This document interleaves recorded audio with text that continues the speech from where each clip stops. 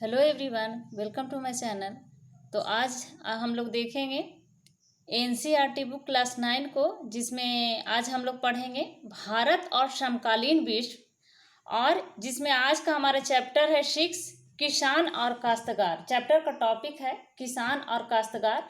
तो जितने भी किसान और काश्तकार से महत्वपूर्ण क्वेश्चन होंगे उस क्वेश्चन को हम लोग देखेंगे, साथ में याद भी करेंगे। तो आइए शुरू करते हैं।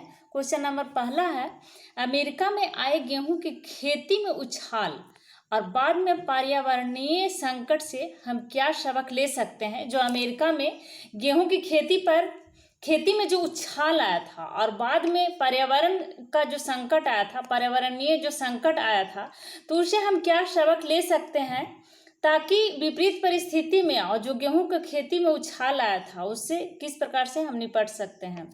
तो इसका आंसर हुआ कि हमें पारिस्थितिक संतुलन का आदर करना चाहिए।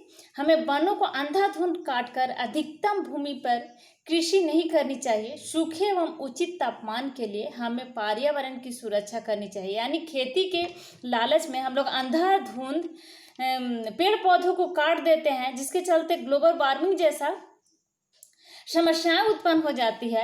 तो इस प्रकार की जो हमें पारिस्थितिक संतुलन है उसका आदर करना चाहिए, उस पर ध्यान देना चाहिए और हमें वनों को अंधाधुंध नहीं काटना चाहिए।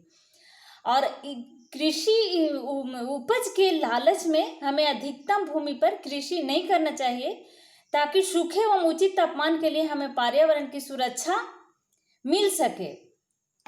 नेक्स्ट क्वेश्चन है, इंग्लैंड में औद्योगिक क्रांति ने किस प्रकार कृषि को प्रभावित किया। जो इंग्लैंड में औद्योगिक क्रांति हुआ था तो किस प्रकार से कृषि को यह प्रभावित किया औद्योगिक क्रांति ने। तो इंग्लैंड में औद्योगिक क्रांति ने कई एक प्रकार से प्रभावित किया कृषि को, जिसमें पहला है औद्योगिक क्रांति ने कृषि के तकनीकी को ही बदल दिया। नए कृषि उपकरणों का आविष्कार हुआ।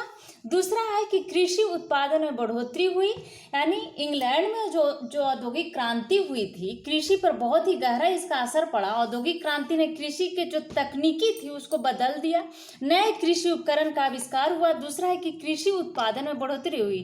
कृषि उत्पादन में जब औद्योगिक क्रांति आई थी तो मशीनों के द्वारा जब इसमें काम किया गया कृषि में, तो उसमें उत्पादन में भी बढ़ोतरी हुई थी। औद्योगिक क्रांति के विकास के साथ साथ उद्योग पर आधारित कृषि को भी बढ़ावा दिया गया। यानी जहां 100 मजदूर काम करते थे वहां एक मशीन द्वारा ही काम लिया जाने लगे। तो इस प्रकार से श्रम और समय का भी बचत हुआ और कृषि उत्पादन में बढ़ोतरी हुई। तो यह बहुत ही प्रभावित किया था इंग्लैंड में औद्योगिक क्रांति ने। तो अभी तक आपने मेरा चैनल को सब्सक्राइब नहीं किया है तो प्लीज़ मेरा चैनल को सब्सक्राइब जरूर करें, लाइक करें एंड शेयर करें। नेक्स्ट क्वेश्चन है, इंग्लैंड के किसान थ्रेशिंग मशीनों का विरोध क्यों कर रहे थे। तो आइए देखते हैं इस क्वेश्चन का आंसर।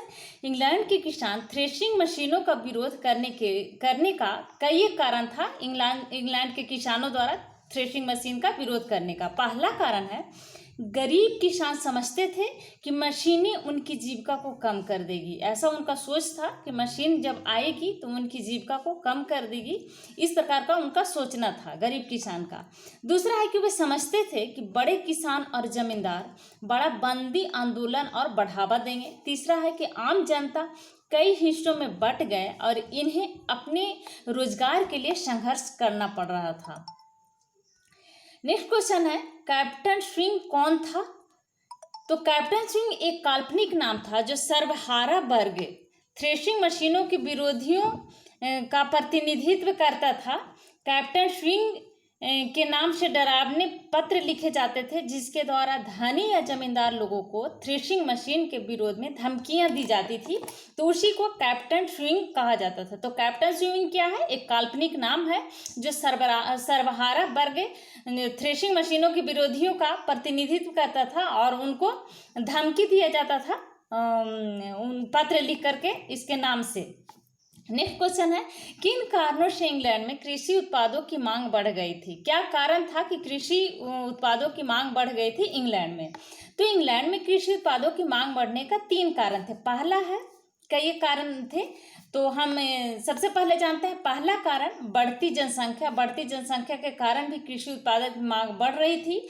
दूसरा है शहरीकरण, तीसरा है फ्रांस से युद्ध और चौथा है औद्योगिक क्रांति। तो इन सब कारणों से इंग्लैंड की कृषि उत्पादों की मांग दिन प्रतिदिन बढ़ती जा रही थी। नेक्स्ट क्वेश्चन है इस चैप्टर का, इंग्लैंड में बाड़ाबंदी क्यों आवश्यक हो गई? कोई दो कारण दीजिए। तो पहला कारण है इसका कि भूमि पर लंबी अवधि के निवेश के कारण, और दूसरा कारण है धनी किसानों को अपने नियंत्रण की भूमि को विकसित करने के लिए बाड़ाबंदी आवश्यक थी। तो यही कारण था कि इंग्लैंड में बाड़ाबंदी आवश्यक किया गया। नेक्स्ट क्वेश्चन है, इंग्लैंड में हुए बाड़ाबंदी आंदोलन को बढ़ावा देने वाले कारक क्या थे? तो इंग्लैंड में हुए बाड़ाबंदी आंदोलन को बढ़ावा देने वाले निम्न कारण था। पहला है बढ़ती जनसंख्या और अनाजों की बढ़ती मांग। जनसंख्या बढ़ने के कारण अनाज की मांग बढ़ गई। दूसरा है कृषि उत्पादों की ऊंची कीमतें। तीसरा है कृषि जो उत्पाद होता था उसकी कीमत ऊंचा मिलने लगा, मतलब ऊंची कीमतों पर बिकने लगा। तो जिसके चलते भी कृषि जो है इंग्लैंड में बाड़ाबंदी आंदोलन का बढ़ावा मिलने लगा। नेक्स्ट है, तीसरा है कि भूमि पर लंबी अवधि के लिए निवेश करने के लिए, और चौथा है धनी किसानों को अपने नियंत्रण को भूमि को विकसित करने के लिए। नेक्स्ट क्वेश्चन है, इंग्लैंड में हुए बाड़ाबंदी आंदोलन से क्या हानियां हुई? तो इंग्लैंड में हुई बाड़ाबंदी आंदोलन से निम्न हानियां हुई। पहला है मुक्त भूमि समाप्त हो गई। दूसरा है छोटे किसानों ने अपनी भूमि बड़े किसानों को बेच दी। तीसरा है बड़ी संख्या में गरीब गांव छोड़ गए। चौथा है इन्हें स्वयं रोजगार के लिए संघर्ष करना पड़ा। तो इंग्लैंड में हुए बाड़ाबंदी आंदोलन से बहुत ही हानियां पहुंचा। मुक्त भूमि भी समाप्त हो गई, छोटे किसानों को भूमि बेचने पड़े बड़े किसानों को, और बड़ी संख्या में जो गरीब लोग थे गांव को छोड़ना पड़ा उन्हें, और उनको स्वयं रोजगार के लिए संघर्ष करना पड़ा। नेक्स्ट क्वेश्चन है, अमेरिका में आए गेहूं की खेती में उछाल और बाद में किस प्रकार पर्यावरण संकट उत्पन्न हुए? तो ग्रेट प्लेन में गेहूं की खेती के विस्तार में कई समस्याएं उत्पन्न हुए। पहला है 1930 के दशक में धूल भरी आंधी ने दक्षिणी मैदानों का अपरदन कर दिया, यानी वहाँ जो दक्षिणी मैदान से वहाँ से धूल उड़ा करके दूसरे जगह लेके चला गया। तो इस प्रकार से दक्षिणी आंधी जो आई, धूल भरी आंधियाँ आई, दक्षिणी मैदानों का अपरदन कर दिया। दूसरा है कि काले बर्फीले तूफान अक्सर चलने लगे। और तीसरा है कि जैसे ही धूल भरी आंधी चलती थी लोग अंधे हो जाते थे और जानवर दम घुटकर मर जाते थे। तो इतना भयंकर असर पड़ा है। अमेरिका में आए गेहूं की खेती में जो उछाल आया था, और बाद में पर्यावरणीय संकट उत्पन्न हुए थे, क्योंकि इसका कारण था पर्यावरणीय संकट उत्पन्न होने का, क्योंकि खेती अधिक से अधिक जमीन पर उपजाने के कारण दिन प्रतिदिन जो है लगातार वनों की अंधाधुंध कटाई किया जाने लगा, और इस प्रकार से वहाँ पर्यावरण संकट उत्पन्न हो गया। तो ये बहुत ही हानि हुआ था। नेक्स्ट क्वेश्चन है, अंग्रेज अफीम की खेती के लिए भारतीय किसानों पर क्यों दबाव डाल रहे थे? तो अंग्रेज अफीम की खेती के लिए भारतीय किसानों पर इसलिए दबाव डाल रहे थे क्योंकि अफीम के बाजार का विस्तार चीन तक हो गया था। अफीम का जो बाजार था उसका विस्तार चीन तक हो गया था। यही कारण था कि अंग्रेज अफीम की खेती के लिए भारतीय किसानों पर दबाव डाल रहे थे। बंगाल पर अधिकार कर लेने के बाद अंग्रेजों ने अफीम की खेती करने का तो निश्चय ही कर लिया था। तो यही कारण था कि ताकि वो ज़्यादा से ज़्यादा पैसा कमा सकते थे भारत से, और अफीम की खेती के लिए किसानों को दबाव बना रहे थे। नेक्स्ट क्वेश्चन है, इच्छा न होते हुए भी अफीम की खेती करने के लिए मजबूर क्यों थे? यानी किसान को इच्छा नहीं भी होती थी, फिर भी मजबूरी में उनको अफीम की खेती करनी पड़ती थी। तो इसका कारण था पहला कि गरीब किसानों के पास जीविका का कोई साधन नहीं था, तो यह भी एक कारण था। दूसरा था कि लगान और अपनी आवश्यकता पूरी करना था, कि अंग्रेजों द्वारा इतनी ज़्यादा लगान लिया जाता था, टैक्स बढ़ा करके लिया जाता था कि उनकी मजबूरी थी अफीम की खेती करने की। तीसरा है कि गांव के मुखिया द्वारा किसानों को अग्रिम राशि का दिया जाना, और चौथा है कि अग्रिम राशि लेकर किसान मुकर नहीं सकते थे। तो ये कारण था और ये मजबूरी थी इनको अफीम की खेती करने का। नेक्स्ट क्वेश्चन है, भारतीय किसानों की अफीम की खेती के प्रति उदासीनता के कारणों का वर्णन किया, यानी क्या कारण था कि भारतीय किसान अफीम की खेती के प्रति उदासीन थे।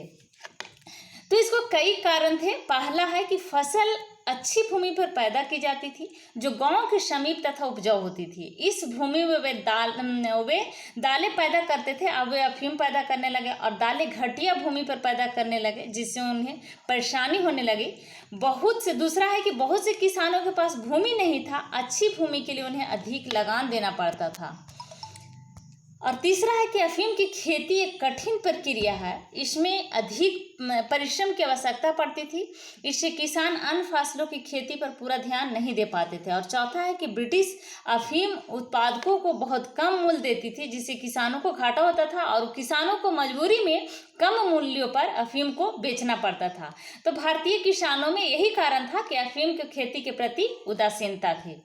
नेक्स्ट क्वेश्चन है, अमेरिका में फसल काटने वाली मशीनों की 3 हानियां बताइए। तो 3 हानियां में पहला हानि है कि अमेरिका में गरीब किसानों को इन मशीनों से दुख पहुंचा जिन्होंने उधार लेकर मशीनें खरीदी थी, वे कर्ज नहीं चुका पाए थे। और दूसरा है कि नई मशीन और तकनीकी के कारण हाथ से काम करने वाले मजदूर जो है बहुत ज़्यादा मात्रा में बेरोजगार हो गए और बेरोजगारी बढ़ गई। तीसरा है कि सैकड़ों किसानों ने भूमि छोड़ दी और नौकरी की तलाश में निकल पड़े। तो इस प्रकार से अमेरिका में फसल काटने वाले मशीन को से हानियां हुई वहां के लोगों को, मजदूर वर्ग के लोगों को।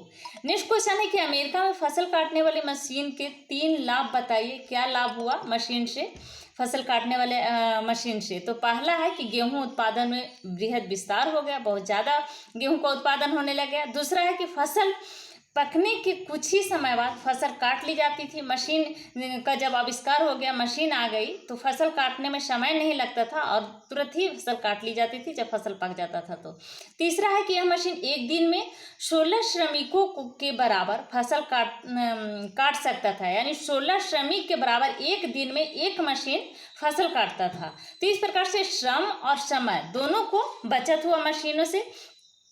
तो ये लाभ हुआ।